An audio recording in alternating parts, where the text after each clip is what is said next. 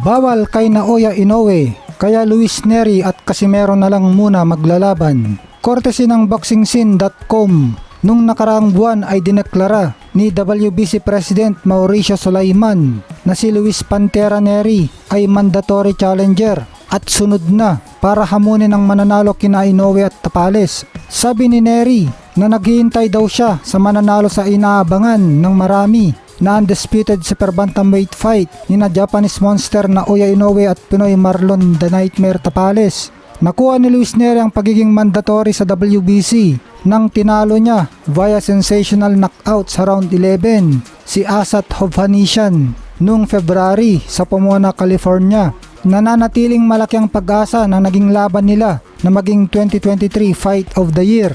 Ang problema ni Nery, naka-lifetime ban siya sa Japan ng Japanese Boxing Commission dahil nagpositibo siya sa drug test para sa ipinagbabawal ng substance na clenbuterol at pinalala pa ito nang nag-overweight siya sa rematch nila ng bayani at sikat na Japanese boxer na si Yamanaka na ninakaut niya ng 4 na minuto lang. Kung kaya naman, may pag-asa pa rin ang ating pambato na si John Riel Angas ng Pinas Casimero na siya ang sunod na lalaban sa mananalo kina Marlon Tapales at Naoya Inoue na magaganap sa December 26 sa Japan. Kung kaya't nagpapaligsahan itong sina Luis Nery at Casimero para sa makalaban ang mananalo sa undisputed fight. Lalong-lalo na syempre kung si Naoya Inoue ang mananalo, napakalaki ng premyo.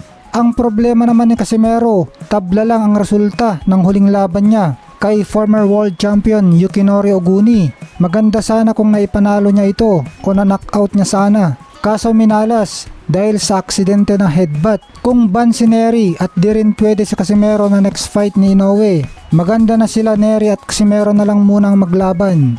Maganda sa Amerika para bumango ang pangalan ni Casimero sa Amerika kung sakaling manalo siya.